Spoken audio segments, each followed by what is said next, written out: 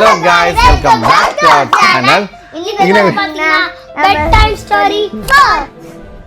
Intro நான் பண்றேனோ பள்ளியோ ரெண்டு பேரும் மயமா பண்ண ஆரம்பிச்சிட்டாங்க. சரி நம்ம நேரா கதைக்குள்ள போயிடலாம். ஓகேவா?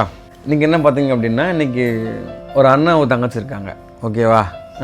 அவங்க ஸ்கூல்ல இன்னைக்கு ரன்னிங் காம்படிஷன் நடக்க போகுது. தங்கச்சி தான் வந்து ரன்னிங் காம்படிஷன்ல பார்ட்டிசிபேட் பண்றாங்க. அண்ணன் வந்து ஆல்ரெடி ஜெயிச்சிட்டான் ரேஸ்ல. ஓகேவா?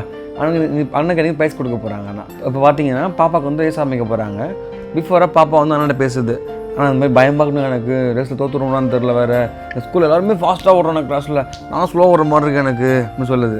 ஆனால் சொல்கிறேன் அதெல்லாம் எதை பற்றியும் யோசிக்காத, நல்லா ஸ்ட்ரைட்டாக நின்று ஃபோக்கஸ் பண்ணி நல்லா வேகமாக ஓடு, புரியுதா அப்படின்னு சொல்கிறான். ஓகே ஓகே சொல்லிட்டு போய் நின்றுடுது. இப்போ நிற்குது ஆனியார் மார்க் சொல்கிறாங்க. அண்ணன் என்ன பண்ணுறான், நீங்கள் வாடா வேலை ஃபெஸ்ட்லாம் கூப்பிட்றான், அடி கோச்சிங் தங்கச்சி ஒருத்த பாருங்கன்னு சொல்லி சொல்கிறான். அண்ணன் ஆனியார் மார்க் செட் கோ அப்படி சொல்கிறாங்க. தங்கச்சி ஃபாஸ்ட்டாக ஓடுது, எல்லாமே வேகமாக ஓடுறாங்க ஸ்கூலில் எல்லாமே. டக்குன்னு பார்த்தா அவன் தங்கச்சி கால் தடுக்க கீழே விழுந்துருச்சு. விழுந்தோடனே அவன் ஃப்ரெண்ட்ஸ்லாம் பார்த்து சிரிக்கிறாங்க தங்கச்சியை பார்த்து. அவன் தங்கச்சி அழுவ ஆரம்பிச்சிருச்சு. இவனுக்கு ரொம்ப கஷ்டமாயிடுச்சு தங்கச்சி வந்த விஷயம். அவன் ஃப்ரெண்ட்ஸ்லாம் பார்த்து சிரிச்சாங்கல்ல, அதை எதுவும் பேசவே இல்லை. அவங்ககிட்ட நேராக ஓடி வந்து தங்கச்சியை தொடச்சி திரும்பி எழுப்பி போட்டான். அதாவது நிற்கிது. என்ன ஆச்சு பிங்கி அப்படின்னு கேட்குறான். இல்லை ஸ்லிப்பாக கீழே வந்துட்டேன்னா அப்படின்ற மாதிரி தங்கச்சி சொல்லுது. பரவாயில்ல பிங்கி, முடி தொடச்சிக்கோ, காலம் தொடச்சிக்கோ, திரும்ப முடி பேச முடிச்சுட்டு போ அப்படின்னு சொல்கிறான். அது அப்படி சொல்லுது, எல்லாமே ஓடி ஜெயிச்சிட்டாங்க, இப்போ ஓடி என்ன பண்ண போகிறேன், நான் ஒன்றும் ஓடலை அப்படின்னு சொல்லுது. பரவாயில்ல பிங்கி, நம்ம தோக்குறமோ ஜெயிக்கிறமோ தான் முக்கியம் கிடையாது, நம்ம ரேஸில் ஃபுல்லாக ஓடி முடிச்சிடணும் போகணும்னு சொல்கிறான்.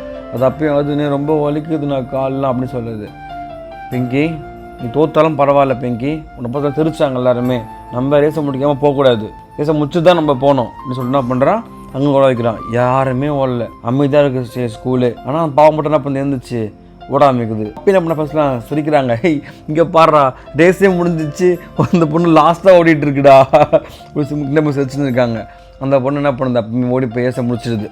முடித்தோடனே ஸ்கூலில் பிரின்ஸிபால் இருப்பாங்கல்ல, அவங்க என்ன பண்ணுறாங்க, ஃபஸ்ட்டு அந்த பொண்ணை கூட கூப்பிட்டு ப்ரைஸ் கொடுக்கல, பாராட்டல, ஆனால் இந்த பொண்ணை கூப்பிட்டு பாராட்டுறாங்க.